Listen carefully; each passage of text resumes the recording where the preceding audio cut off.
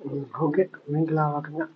ကျွန်တော်ဒီမှာဆိုရင်ပေါ့နော် user name password ကိုကျွန်တော် MMM နဲ့ဝင်လိုက်တယ်ပေါ့နော်အဲဝင်ပြီးတော့ကျွန်တော် setting ထဲမှာဆိုရင် treatment တွေကျွန်တော်ထည့်လို့ရတယ်ဒါတွေကတော့သူများတွေတုံးပြီးသား treatment တွေပေါ့နော်အဲ့ဒါဟိုမှာကျွန်တော်တို့က doctor fee တွေပါတယ်ကျွန်တော်တို့ထပ်ပြီးတော့ခွဲလို့ရတယ်ပေါ့နော် land fee ဆိုရင်ဒေါက်တာတွေကိုမပေးဘူးပေါ့နော်ဒီ bright ကတော့ကျွန်တော်တို့ကတော့ auto default ကြမယ်3000ဟိုမှာအဲ့မှာဒီကဒေါက်တာကိုမပေးဘူးပေါ့နော်ပုံမှာတစ်ခါတလေကြာဒေါက်တာကိုပေးတဲ့ပတ်စံရှိတယ်ဒီ3000ဆိုရင်ဒါဆိုရင်ထူပေးတိုင်းဒေါက်တာကိုပေးမှာပေါ့နော်အဲ့ဒါလေးလည်းဒီချက်လက်မှာကျွန်တော်ထည့်ပေးရတယ်ပေါ့နော်အခြေ complaint တက်တွေကျွန်တော်ထည့်လို့ရမယ်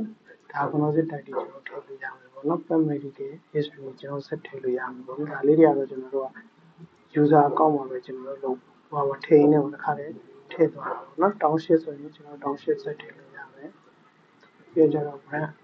မှာဆိုရင်ကျွန်တော် brand နှစ်ခုရှိနှစ်ခုပေါ့နော်သုံးခုရှိသုံးခုခွဲလို့ရတယ်ပေါ့နော်ခွဲပြီးတော့သုံးလို့ရတယ်ပြီးတော့လုံးစုံကျွန်တော်ပြန်ကြည့်လို့ရတယ်ဒါ user name မှာဆိုရင်ကျွန်တော်တို့ကတိုက်မျိုးစားတွေအနေနဲ့6ခုရှိတယ်ပေါ့နော်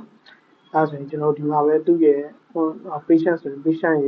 ရဲ့ဘာဖြစ်တာလဲ complaint တိုက်တွေကိုကျွန်တော်တစ်ခါရေးထည့်ပြီးလို့ရတယ်ပေါ့နော်အဲ့ဒါပြီးဒါ UI set မှာဆိုရင်ကျွန်တော်တို့ကဘယ်ဒေါက်တာဆိုရင်ကျွန်တော်တို့ကဗာလေးတွေပြင်မလဲပြောတဲ့ session လေးဆိုရင်ဗာလေးတွေပြင်မလဲဆိုတာကျွန်တော်တို့လုပ်ပြီးလိုက်လို့ရတယ်ပေါ့နော်အဲ့ဒါပြီးတော့ကျွန်တော်တို့က patient ကို comma new patient ကိုစပြီးခေါ်မယ်ပေါ့နော် new patient မခေါ်လို့ဒီတော့ဒီ patient ကကျွန်တော်တို့ကအဟောင်းလားတက်လားဆိုတော့ကျွန်တော်တို့ဒီမှာကရှာလိုက်လို့ရတယ်ပေါ့နော်ဒီမှာဆိုရင် search နဲ့ဒါဆိုရင်ဒါအဟောင်းပေါ့နော်မရှိဘူးဆိုရင်ကျွန်တော်တို့ကအသစ်ပေါ့ဒီမှာဆိုကျွန်တော်တို့ကဆက်လိုက်တော့မရှိဘူးဒါဆိုရင်တော့တစ်ထည့်ပေးရမယ်ပေါ့နော်ဒီကြံ QR code တွေသူတို့စီမှာရှိရဆိုရင် QR code တွေနဲ့ scan ဖက်ပြီးသုံးလို့ရမယ်ပေါ့နော်အဲ့ဒါပြီးတော့ကျွန်တော်တို့ new patient တော့ new patient တော့ကတော့လူတို့ patient အသစ်ဆိုရင်တော့ new patient တော့ comma သွားပြီးတော့ထည့်ပြီးကျွန်တော်တို့ bound link တွေထည့်လိုက်လို့ရတယ်ပေါ့နော်အဲ့ဒါပြီးတော့ဆိုရင်ကျွန်တော်တို့ကဘို့မှာတရက်ပြပြီးသားကိုကျွန်တော်တို့ကနောက်ရက်ကြာရင်တော့ကျွန်တော်တို့ကဒီမှာပေါ့နော်ဒါအောင်လည်းတိုက်တွေ condition status တွေကျွန်တော်ထည့်ကြရမှာမဟုတ်ဘူးပေါ့ဒီမှာဆိုရင်ကျွန်တော်ဒီလူနာပေါ့နော်ဒီလူနာရဲ့ပတ်စံကဘယ်လောက်ရှိတယ်လဲကျွန်တော်တို့ဒီမှာဘယ်လိုလုပ်လာလဲဆိုတာ total ကိုကျွန်တော်တို့ကြည့်လို့ရမယ်ပေါ့နော်ပြီးတော့ doctor fee တွေကိုခွဲပြီးထားတဲ့ပတ်စံကိုကြည့်လို့ရမယ်ပြီးတော့ net income ကိုကြည့်လို့ရမယ်ပေါ့နော်ပြီးတော့ကျတော့ payment ပေါ့နော်ဒါကတော့ treatment အားလုံးရဲ့ပတ်စံပေါ့နော်ဒါ land fee ရဲ့ပတ်စံဘာမှမကျွန်တော်တို့ကဒီလူနာဒီပေါ့နော်ထပ်လုပ်တယ်ဆိုရင်ကျွန်တော်တို့ကဒီမှာဆိုရင်ဒါကောစစ်တိုက်တွေကျွန်တော်မထည့်ချင်ဘူးဆိုရင်ချက်ကိုနှိပ်ပြီးတော့ကျွန်တော်ထည့်လိုက်လို့ရတယ်ပေါ့နော်အဲဆိုရင်ကျွန်တော်တို့ကထဲရလေးနေပြီးတော့ဒါဆိုရင်ကျွန်တော်တို့ကဒါကလည်း status တွေကျွန်တော်ထည့်ကြမယ်လို့ပေါ့နော် treatment ပဲတစ်ခါလေးပဲကျွန်တော်တို့အမောင်လေးတွေထည့်ပြီးတော့လည်းသုံးလို့ရတယ်ပေါ့နော်ပြီးတော့ကျွန်တော်တို့က payment ပေါ့နော်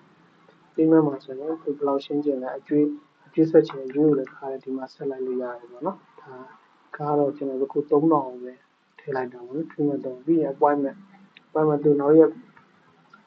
ဘယ်နေ့ကျွန်တော်ရက်ချင်းလုပ်မလဲပေါ့နော်ရက်ချင်းလုပ်တဲ့နေ့ကိုကျွန်တော်ထည့်ပေးလိုက်မယ်ပေါ့နော်အဲဒါကျွန်တော်ထည့်ပေးမယ်ဒီတရားကိုကျွန်တော်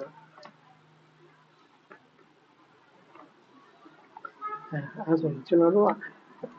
ကျွန်တော်ရှေ့ရက်နေ့ရောက်ပြီဆိုရင်ကျွန်တော်ဒီ appointment မှာကျွန်တော်တို့ motivate တက်လာလိမ့်မယ်ပေါ့နော်အဲဆိုရင်ရှေ့ရက်နေ့ပေါ့ဒါလေးကိုကြည့်ချင်းအဖြစ်လည်းဒီတယောက်တော့ကျွန်တော်ပြန်လာမယ်ပေါ့နော်အဲလာတဲ့နေ့မှာပဲကျွန်တော်တို့ကဒီ patient list တွေမှာသွားပြီးတော့သူလာတယ်ဆိုတာနဲ့ကျွန်တော်တို့သူ့နာမည်နဲ့ရှာပြီးတော့